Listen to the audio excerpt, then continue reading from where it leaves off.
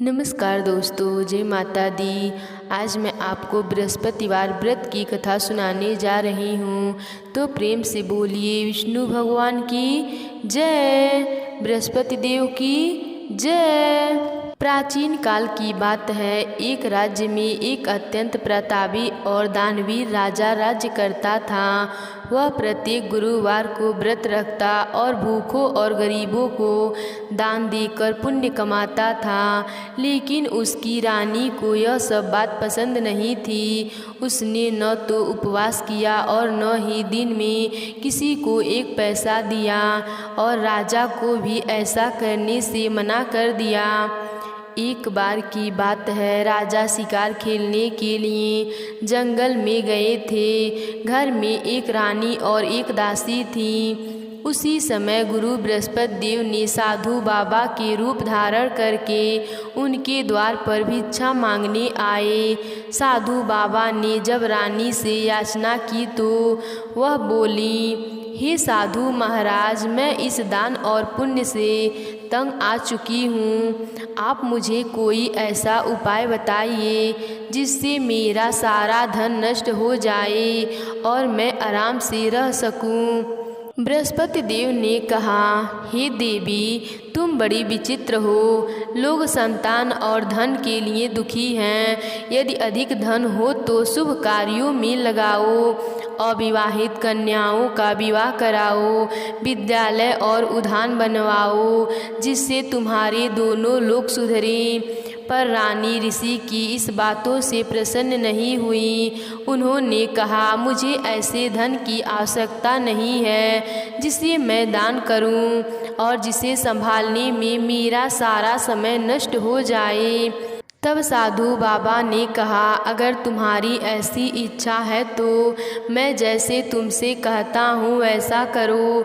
गुरुवार के दिन घर को गाय के गोबर से लीपना, पीली मिट्टी से केश धोना, धोते समय स्नान करना, राजा को हजामत बनाने के लिए कहना, भोजन में मांस और शराब का सेवन करना और धोने के लिए कपड़े धोबी को दे देना।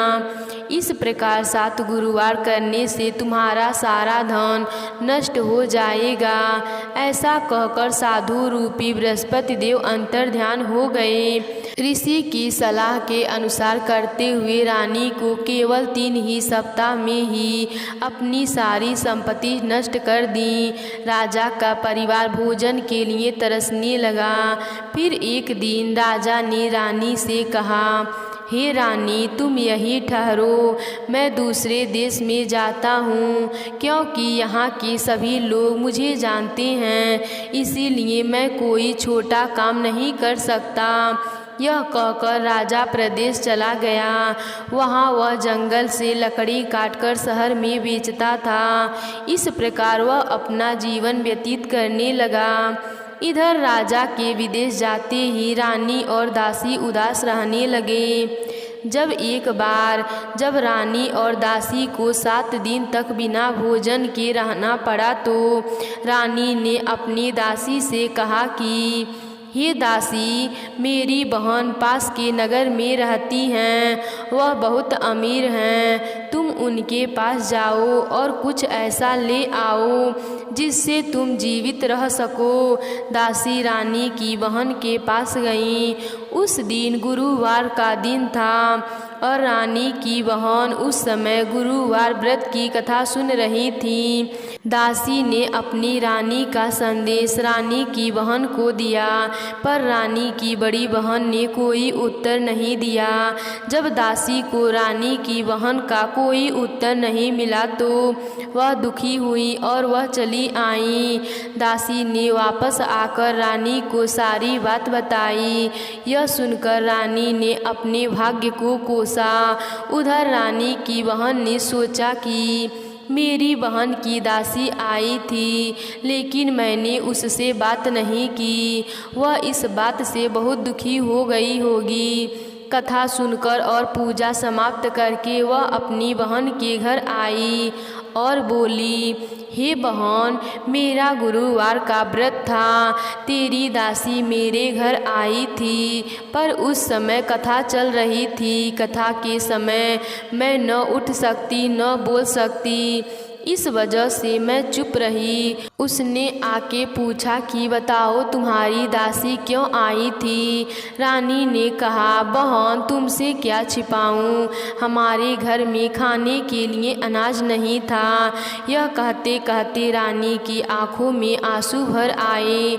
उसने नौकरानी सहित पिछले 7 दिनों से भूखे रहने की बात विस्तार से अपनी बहन को बताई। रानी की बहन ने कहा, देखो बहन, बृहस्पति देव सबकी मनोकामना पूर्ण करती हैं।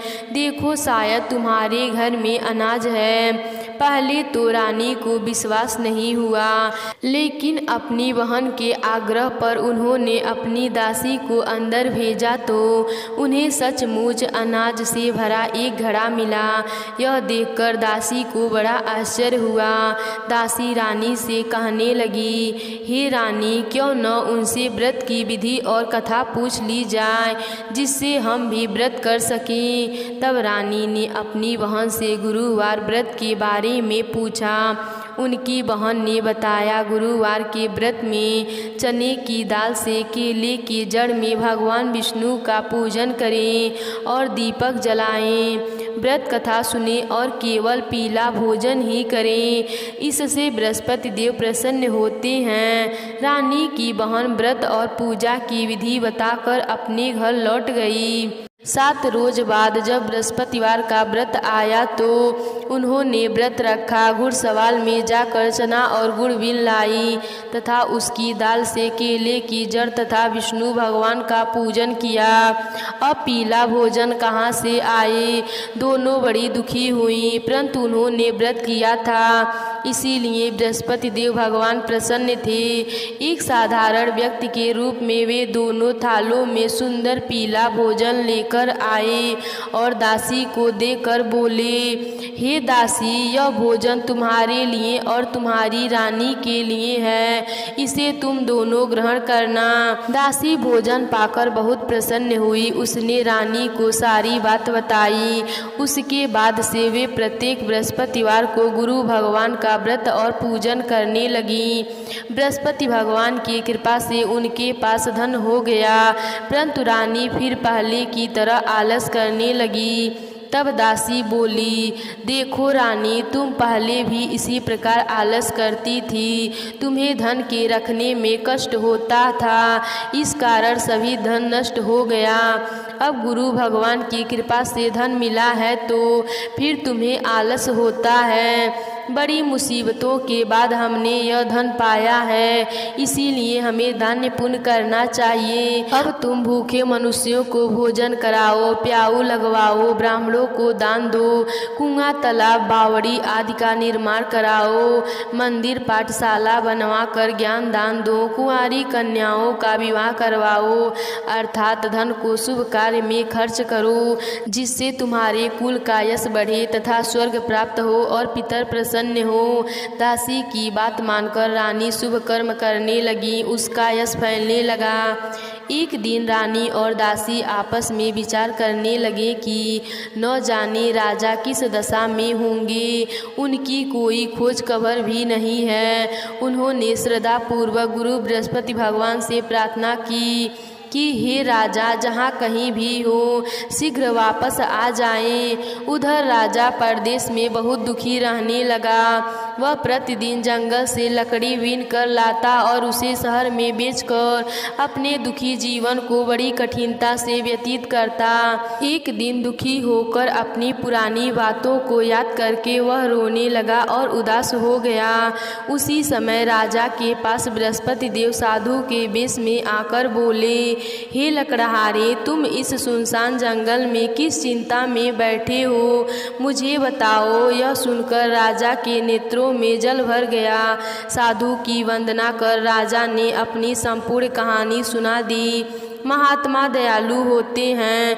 वे राजा से बोले, हे राजन, तुम्हारी पत्नी ने बृहस्पति देव के प्रति अपराध किया था, जिसके कारण तुम्हारी यह दशा हुई। अब तुम किसी प्रकार की चिंता मत करो, भगवान तुम्हें पहले से अधिक धन देंगे। देखो, तुम्हारी पत्नी ने बृहस्पतिवार का व्रत आरंभ कर दिया है। अब तुम भी बृहस्पतिवार का व्रत करके चने की दाल व गुड़ जल के लोटे में डालकर केले का पूजन करो।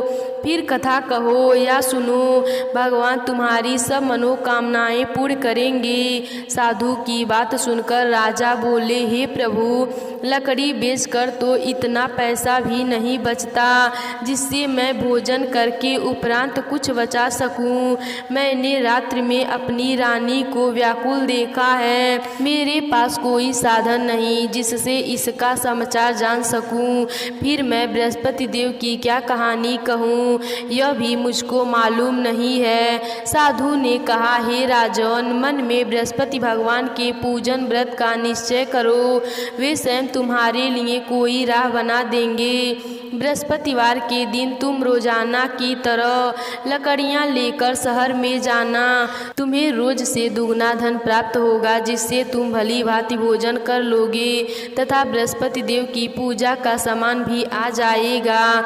जो तुमने बृहस्पति की कहानी के बारे में पूछा है वह इस प्रकार है। प्राचीन काल में एक बहुत ही निर्धन ब्राह्मण था। उनके कोई संतान नहीं थे। वह नित्य पूजा पाठ करता। उसकी स्त्री ना स्नान करती और ना किसी देवता का पूजन करती। इस कारण ब्राह्मण देवता बहुत दुखी रहते थे। भगवान की कृपा से ब्राह्मण के यहाँ एक कन्या उत्पन्न हुई। कन्या बड़ी होने लगी। प्रातः स्नान करके वह भगवान विष्णु का जप करती। बृहस्पतिवार का व्रत भी करने लगी। पूजा पाठ समाप्त कर पाठशाला जाती तो अपनी मुट्ठी में जौ भरकर ले जाती और पाठशाला जाने के मार्ग में डालती जाती। लौटते समय वही जौ सड़ के हो जाते तो उनको बीन कर घर ले आती। एक दिन वह बालिका सूप में उन सोने के जौ को फटक कर साफ कर रही थी कि तभी उसकी माँ ने देख लिया और कहा, हे बेटी, तू सोने के जौ को फटकने के लिए सोने का सूप भी तो होना चाहिए। दूसरे दिन गुरुवार था। कन्या ने व्रत रखा और बृहस्पति देव से सोने का सूप देने की प्रार्थना की। बृहस्पति देव ने उसकी प्रार्थना स्वीकार कर ली। रोजाना की तरह वह कन्या जौ फैलाती हुई पाठशाला चली गई। पाठशाला से लौटकर जब वह जौ बीन रही थी तो बृहस्पति देव की कृपा से उसे सोने का सूप मिला। उसे वह घर ले आई और उससे जौ साफ करने लगी, परंतु उसकी माँ का वही ढंग रहा। एक दिन की बात है, कन्या सोने के सूप में जौ को साफ कर रही थी। उस समय उस नगर का राजकुमार वहाँ से निकला। कन्या के रूप को देखकर उस पर मोहित हो गया। राजकुमार आकर वह भोजन तथा जल त्याग कर उदास होकर लेट गया। राजा को जब राजकुमार द्वारा अन्न जल त्यागने का समाचार ज्ञात हुआ तो अपने मंत्रियों के साथ वह अपने पुत्र के पास गया और कारण पूछा। राजकुमार ने राजा को उस लड़की के घर का पता भी बता दिया। मंत्री उस लड़की के घर गया। मंत्री ने ब्राह्मण के समक्ष राजा की ओर से निवेदन किया। कुछ ही दिन बाद ब्राह्मण की कन्या का विवाह राजकुमार के साथ संपन्न हो गया। कन्या के घर से जाते ही ब्राह्मण के घर में पहले की भांति गरीबी का निवास हो गया। एक दिन दुखी होकर ब्राह्मण अपनी पुत्री से मिलने गया। बेटी ने अपने पिता की अवस्था को देखा और अपनी माँ का समाचार पूछा। ब्राह्मण ने सभी हाल कह सुनाया। कन्या ने बहुत साधन देकर अपने पिता को विदा कर दिया, लेकिन कुछ दिन बाद फिर वही हाल हो गया। ब्राह्मण फिर अपनी कन्या के यहाँ गया और सभी हाल कहा। तो पुत्री बोली, हे पिताजी, आप माताजी को यहाँ लिया आओ, मैं उन्हें वह विधि बता दूंगी जिससे गरीबी दूर हो जाएगी। ब्राह्मण देवता अपनी स्त्री को साथ लेकर अपनी पुत्री के पास राजमहल पहुँचे तो पुत्री अपनी माँ को समझाने लगी, हे माँ, तू प्रातः काल स्नान आदि करके विष्णु भगवान का पूजन करो तो सब दरिद्रता दूर हो जाएगी। परंतु उसकी माँ ने उसकी एक भी बात नहीं मानी।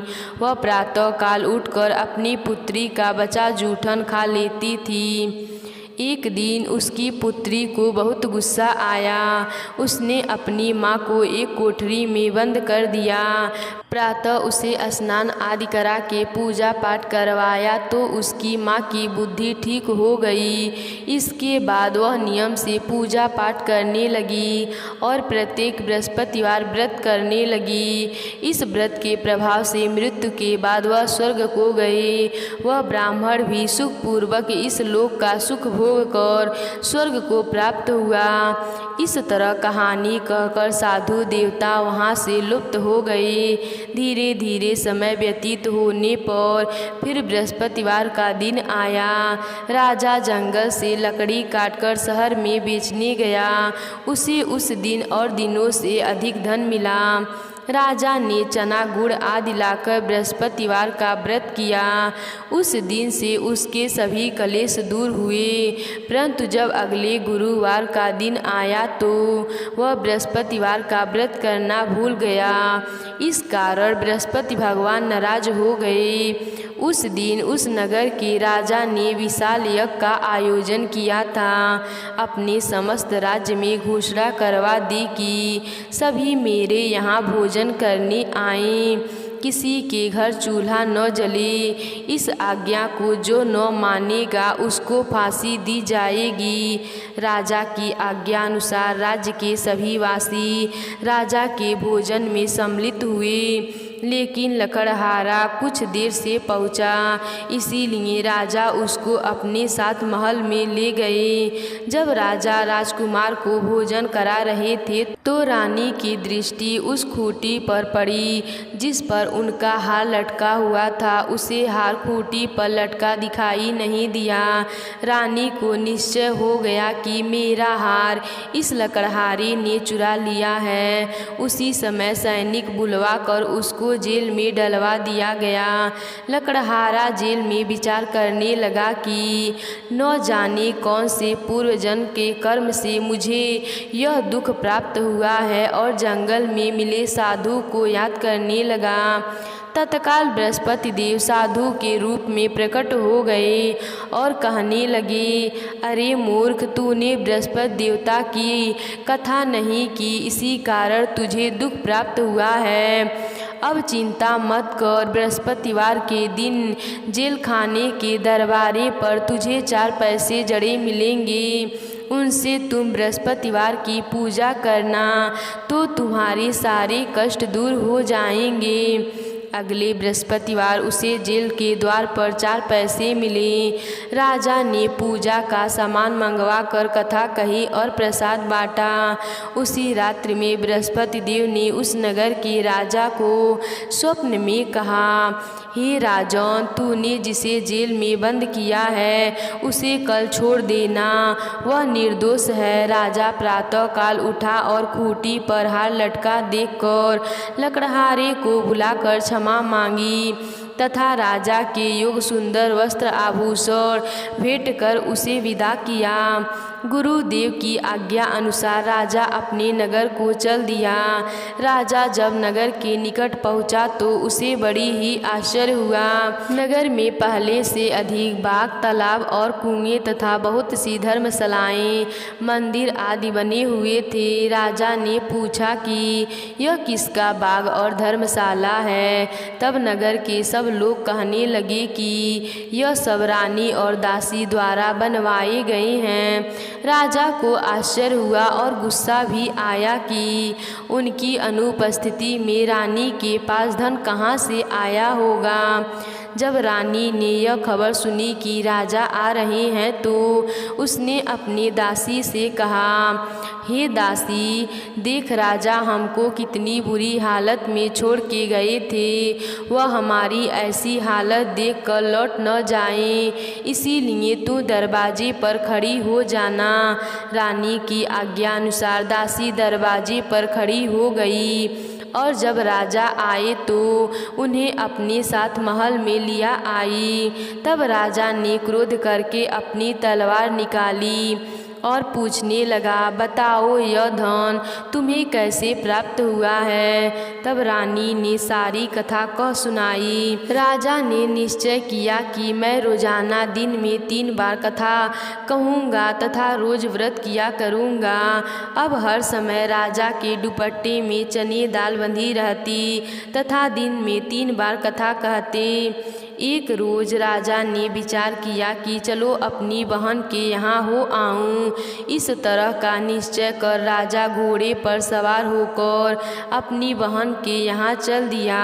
मार्ग में उसने देखा कि कुछ आदमी एक मुर्दे को लिए जा रहे हैं। उन्होंने रोककर राजा से कहने लगा, अरे भाई, मेरी बृहस्पतिवार की कथा सुन लो।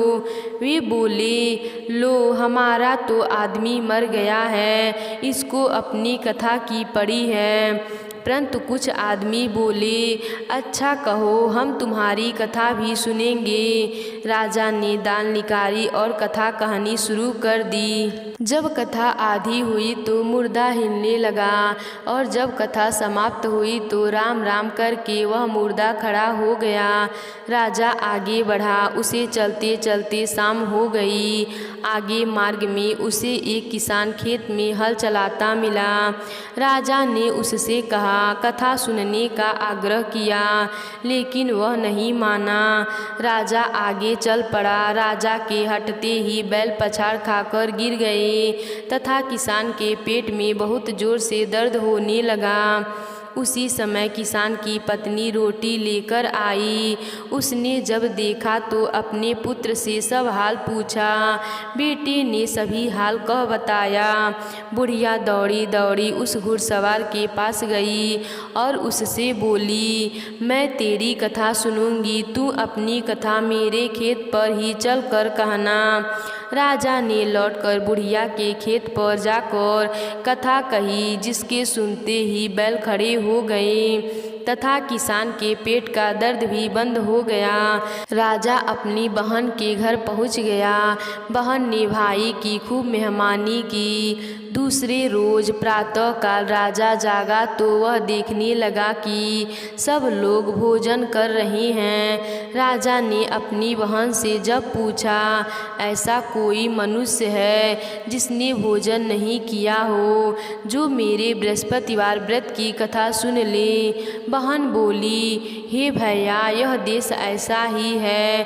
पहले यहाँ के लोग भोजन करते हैं, बाद में अन्य काम करते हैं। फिर वह एक कुम्हार के घर गया जिसका लड़का बीमार था। उसे मालूम हुआ कि उसके यहाँ 3 दिन से किसी ने भोजन नहीं किया है।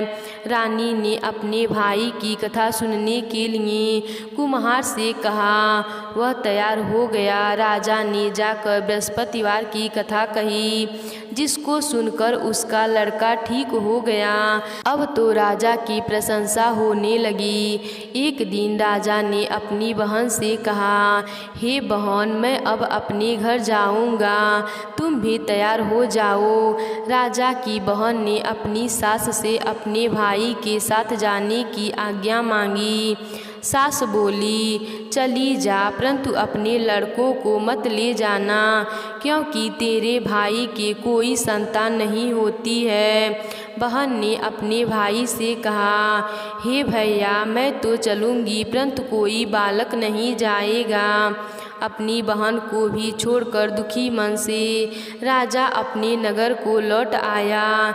राजा ने अपनी रानी से सारी कथा बताई और बिना भोजन किए वह शैया पर लेट गया। रानी बोली, हे प्रभु, बृहस्पति देव ने हमें सब कुछ दिया है, वे हमें संतान अवश्य देंगे। उसी रात बृहस्पति देव ने राजा को स्वप्न में कहा, हे राजन, उठ, सभी सोच त्याग दे, तेरी रानी गर्भवती है। राजा को यह जानकर बड़ी खुशी हुई।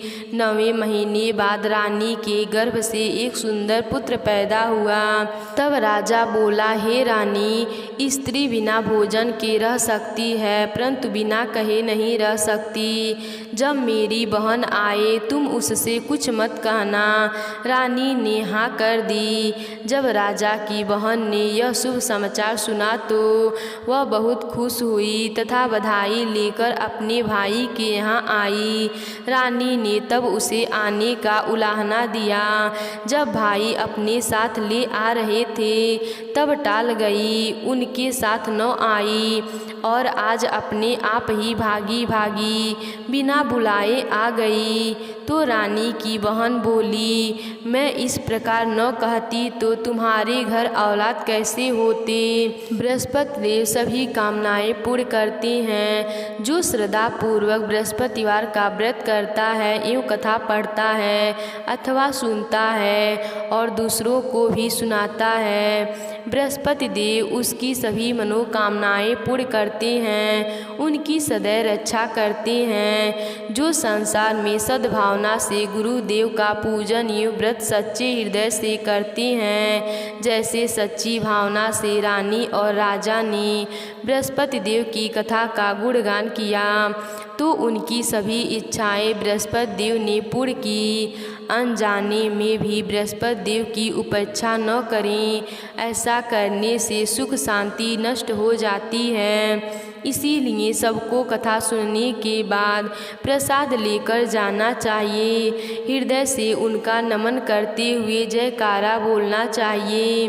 तो प्रेम से बोलिए बृहस्पति देव की जय।